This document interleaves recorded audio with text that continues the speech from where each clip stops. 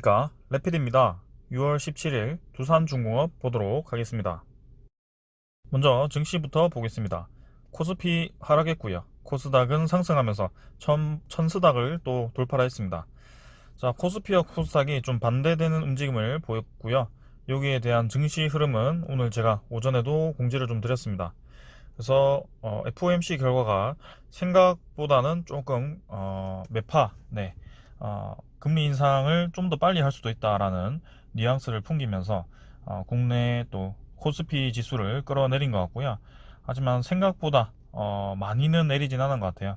일단 그 회의록을 뭐 잠깐 정리를 드렸지만 미국이 이제 2023년에 두 차례 금리를 올릴 수 있다. 그래서 그전에도 금리 인상이 충분히 가능한 시점이고요. 자산 매입 축소가 논의되기 시작했고, 원달러 환율도 이렇게 치솟으면서 국내에 대한 주식이 조금 부담스러운 그런 움직임이 있었습니다. 자, 그래서 저번에도 제가 말씀을 드렸지만 환율이 올라가게 되면 우리나라 주식 가치가 떨어지게 됩니다. 그래서 외국인 투자자 위주로 국내 증시를 매도를 하고 다시 한번 달러로 유입이 된 미국 증시로 갈 가능성이 높고요. 자꾸 환율이 올라가게 되었을 경우에는 이제 그 한국 증시와 미국 증시가 디커플링 되는 현상이 벌어질 수 있습니다. 그래서 조금 주의를 해서 봐야 될 것 같고요. 지금은 이렇게 파월 의장이 이전에는 금리 인상을 아직까지는 할 필요가 없다라고 얘기했지만 그게 이제 얘기가 나온 지 근 두 달밖에 되지 않은 것 같은데 두 달 만에 또 이렇게 얘기가 많이 달라진 것 같습니다. 그래서 앞으로의 그 흐름이 좀 더 급박하게 변화될 수 있기 때문에 조금 이제 주식 시장에 대해서 주의를 해서 봐야 될 것 같고요. 오늘 사실은 외국인 투자자보다는 기관 투자자가 좀 많이 매도를 하면서 코스피 지수를 좀 끌어내렸습니다. 하지만 장 후반으로 갈수록 계속 내리면서 아예 마지막까지 밀어붙인 게 아니고 마지막에는 조금씩 끌어올리면서 마무리를 했고 코스닥도 마찬가지로 오히려 상승을 하였습니다. 자, 환율은 좀 1% 이상 올랐지만 사실 부담스러운 수준까지 오르지는 않았고요. 이전에도 제가 한번 이 환율 차트를 보면서 말씀을 드렸지만 이 보통 장기적인 그 주식이 저점을 딛고 반등하기 시작할 때 이 초록색 선이죠. 제가 241선을 설정해 두었는데 이 241선을 넘어가기 시작할 때부터 조금 이제 장기적인 추세가 전환이 된다라고 얘기를 많이 합니다. 그래서 지금도 이제 환율이 바닥을 다진 지 꽤 오래되었고요. 사실 지금 당장 이렇게 치솟기보다는 좀 더 이제 횡보를 하다가 적절한 자리에서 이제 올라갈 가능성이 크고요. 올해 하반기쯤에는 환율이 좀 올라 있지 않을까라는 생각입니다. 그래서 내년에는 차분차분 올라가지고 1200원대로 진입이 가능할 수도 있습니다. 그래서 거기에 대해서 좀 유의를 하시고 봐야 될 것 같고요. 이제는 국내 증시가 마냥 올라가기는 조금 힘들 수도 있지만 저는 아직까지도 한 텀 더 남았다라고 생각을 하고요.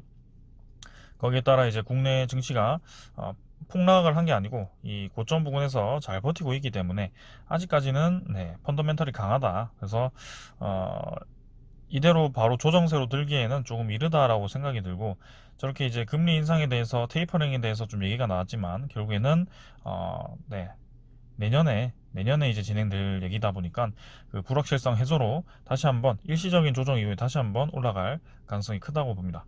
그래서 오늘 좀 얘기가 길어졌는데요. 이 정도 그냥 간단하게만 보고 환율과 이제 미국 금리가 올라갔다. 그다음에 이 지수는 조금 내렸지만 크게 걱정할 정도로 내리진 않았고요. 자, 추후에 또 어떻게 흘러가는지 내일 한번 지켜보도록 하겠습니다. 이제 종목 보도록 할게요. 두산중공업 보도록 하겠습니다. 350원 하락해서 24,100원에 마무리를 했고요. 두산중공업이 어제는 이제 그 여당의 대표께서 또 이제 SMR과 같은 그런 원자력 발전이 필요하다는 발언을 하면서 좀 급등이 나섰는데 오늘은 이제 증시 전체 코스피가 특히 하락을 좀 하면서 같이 하락을 좀 했습니다. 그래서 여전히 다시 한번 거래량이 더 줄어들었고요. 이대로 이제 올라가지 않고 다시 한번 하락을 하는 모습을 보았을 때는 거래량이 또 바로 하루 만에 이렇게 500만 주대로 감소를 했거든요.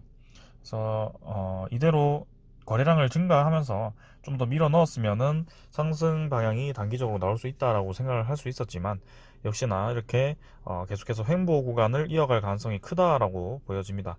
그래서 5일선을 태우긴 했습니다만, 지금 증시 움직임이 테이퍼링 이슈로 인해서 당분간은 막 급등을 하기가 조금 쉽지 않은 모습이다 보니까 조금은 이런 모습을 계속 이어가지 않을까라는 생각이고요. 이 시청자들 분 중에서 조금 뭔가 잘못 알고 계시는 내용을 좀 잘못 알고 계시는 분들이 있는 것 같은데, 거기에 대해서 이 차트와 함께 좀 설명을 좀 드리자면요.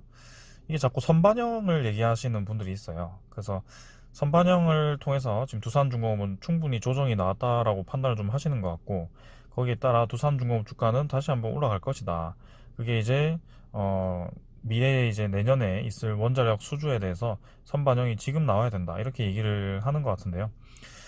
사실은 이렇게 거래량이 점진적으로 급등을 하면서 한번 시세가 나온 뒤에 거래량이 점진적으로 감소를 하면서 이렇게 차익 실현 물량이 나온 구간에서는 이거는 선반영 하락이 아니고요. 그냥 차익 실현 물량이 나온 겁니다. 그래서 제가 7월 21일 이후에 신주 상장 물량에 대해서 그 소화 과정이 필요하다라고 얘기를 드렸는데요. 거기에 대해서 지금 뭐 며칠 만에 이렇게 선반영에 대해서 하락했다라고 좀 판단을 하시는 것 같은데, 거기에 대해서 좀 반박을 해드리자면요. 유상증자 물량이 좀 출회를 하고부터는 이게 거의 뭐 한 달, 두 달 정도까지 계속 하락을 좀 했습니다. 그래서 그 유상증자 물량이 나오기 전에 선반영이 되었더라면 이미 이제 이 부분에서 하락을 많이 했었어야 되고요. 근데 그 신주 상장 이후에도 계속 이렇게 하락을 했다는 점, 그런 점에서는 조금은 그런 신주 물량에 대해서 주가 주식 소화를 위해서는 시간이 어느 정도 필요하다라고 생각이 되고요.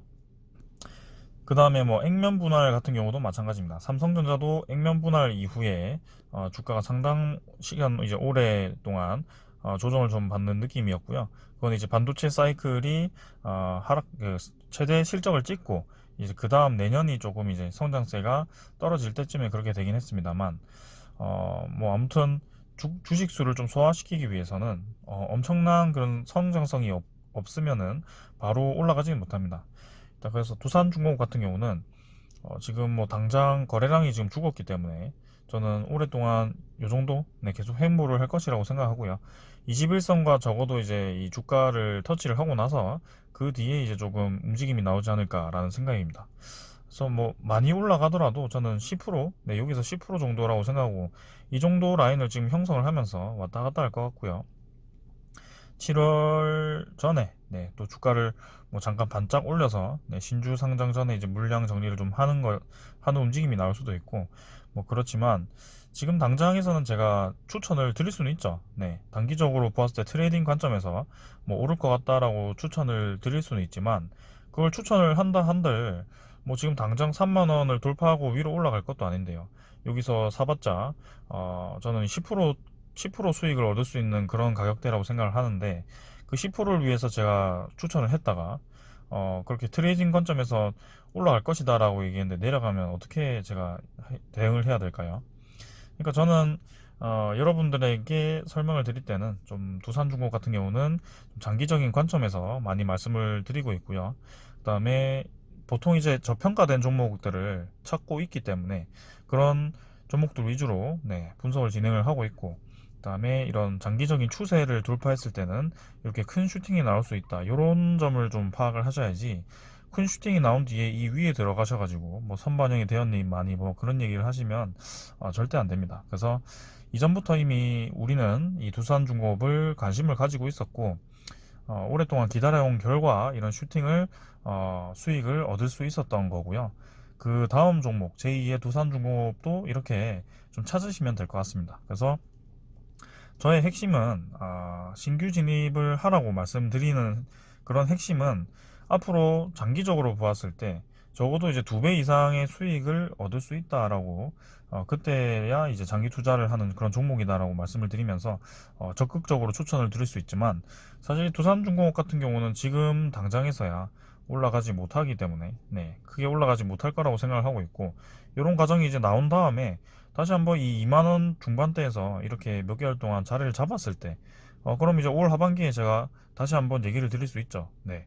두산중공업은 이제 내년에 2022년에 체코 원전 입찰 진행권도 있고, 추후에 이제 해상풍력이나 그런 새로운 신사업들이 사업화가 되기 때문에 충분히 더 올라갈 가치가 있다. 그러면서 이제 PER과 실적 매출과 그다음에 재무제표를 같이 분석을 하면서 논리적으로 여러분들께 두산중공업을 적극적으로 추천을 드릴 겁니다. 근데 지금 상황에서는 시세가 이미 나온 뒤에 어느 정도 이 쉬어가는 타이밍에서는 제가 추천을 드리지는 않습니다. 거기에 대해서는 좀 양해를 부탁드리고요. 뭐 너무 그 멘트에 대해서 자꾸 공격을 하시는 분들이 있는데, 자기 본인들이 뭐 주가가 내려가면 조용히 쏙 들어갔다가 올라가면 또 뭐 오른다고 막 쏙 나왔다가, 참 어떻게 이걸 대응을 해야 될지 저도 참 머리가 아픈데, 일단은 저의 입장은 확실히 말씀드렸습니다. 그래서 분명히 지금 뭐 크게 오르지 못할 겁니다. 지금 올라봤자 10%니까 그 정도 밴드에서 왔다 갔다 할 거고요. 여러분들이 기대하는 그 V자 상승은 정말 깜짝 소식이 나와야 됩니다. 그래서 미국이 갑자기 SMR 투자를 급하게 해서 뉴스케일 파워가 두산중공업의 그 계약 공급을 대폭 늘렸다.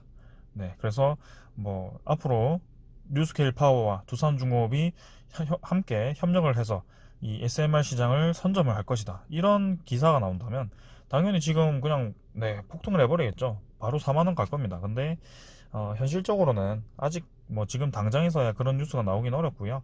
네, 어느 정도 시간이 필요해 보입니다. 네. 그 다음에 이제 투자자를 보면요. 기관과 외국인이 이렇게 쌍 매도가 나왔고, 기관 7만 2천 주 매도했고, 뭐 외국인 2만 8천 주. 오늘 코스피 전체 매도량에 비해서는 네, 기관과 외국인이 크게 많이 매도는 하지 않았지만, 그래도 여전히 두산중공업을 막 강력하게 매수하는 느낌은 없습니다. 그래서 확실히 이제 거래량도 많이 떨어졌고요. 네, 거래량이 지금 1천만 주 아래로 점점점 이제 점진적으로 감소를 하고 있고요. 사실 어제 이 거래량은 일시적인 거래량이었다고 보시면 되겠습니다. 그래서 500만 주대로 이렇게 감소를 했고, 시세가 끝난 주식들은 이제 거래량이 죽은 채로 아주 지겨운 움직임을 보일 겁니다. 그게 지금 두산중공업일 가능성이 크고요. 제가 말씀드리는 하반기에 이제 다시 한번 꿈틀거릴 것이다. 제가 이제 움직인다는 것은 적어도 이제 3, 40% 이상 움직일 것이다. 그렇게 그 기준으로 말씀을 드린 겁니다. 그래서 두산중공업은 지금 뭐 천천히 여유롭게 지켜보시는 게 좋을 것 같고요. 자, 다음에 공매도 잔고 한번 확인해 보겠습니다. 공매도 잔고도 아직 두산중공업은 상환이 많이 필요합니다. 여전히 많이 이 잔고가 남아 있기 때문에. 그래서 이 600만 주 정도에서 1700만 주까지 늘어났다가 지금 1200만 주로 감소를 했지만, 또 이제 감소세가 줄어들었습니다. 그래서 이 이틀 동안 또 어떻게 진행이 될지 모르겠지만, 횡보 구간에서는 크게 뭐 많이 상환이 나오지 않는다면 꽤 오랫동안 이 주가를 횡보시킬 가능성도 있기 때문에 여기에 대해서는 꾸준히 한번 체크를 해보도록 하겠습니다. 자, 그 다음에는 대차장고 한번 확인해 보겠습니다. 대차장고는 네, 지금 5,600만 주, 뭐 어제 감소한 양 그대로죠? 네, 거의 비슷한 것 같고 한번 보겠습니다. 대차가 네, 어제도 상한이 좀 되었네요. 그래서 350만 주 상한이 되었고, 계속해서 이제 대차 잔고는 좀 줄어들고 있다. 긍정적으로 보이지만, 평년대로 진입하기 위해서는 지금 뭐 2천만 주 아래로 좀 떨어져야 되지 않을까. 그래서 두산중공업도 상당히 이제 대차 잔고가 많이 늘어있는 상태다. 아직까지는 이게 좀 안정화가 되기 위해서는 좀 더 많은 상한이 필요하다라고 보여지고요. 외국인 추정 같은 경우는 이제 전일에도 64만 주로 잡혔긴 했고, 오늘도 이제 매수로 전환을 했지만 보유율이 이제 7% 정도로 유지를 하고 있습니다. 그래서 보유율이 저점을 찍고 반등을 좀 했지만 여전히 이제 낮은 수준의 보유율이고요. 이게 외국인 같은 경우가 우리나라 우량주라고 한다면 좀 보유량을 상당히 많이 들고 있는 것으로 제가 알고 있는데, 그래도 20%대까지는 들고 있거든요. 좀 안전하고 우량주라는 그런 종목들은 외국인 투자자들이 다 20% 정도는 들고 있습니다. 근데 두산중공업은 아직 7%밖에 들고 있지 않고요. 분명히 두산중공업이 비전이 있다면 외국인 투자자가 서서히 들어올 것입니다. 거기에 따라 연기금이 좀 선제적으로 저는 들어왔다라고 보여지고요. 최근에 이제 연기금 투자자가 두산중공업을 열심히 매수하다가 조금 멈춘 느낌이죠, 확실히. 네. 매수를 이제 멈추고 좀 관망을 하고 있습니다. 그래서 거기에 따라 네, 주가도 큰 움직임이 없을 거라고 제가 네, 생각을 하는 것입니다. 자, 그래서 뭐 저의 기존 주주분들은 이미 어느 정도 차익 실현을 하고 네, 여유롭게 지켜보시는 분들이 대부분일 거라고 생각하고요.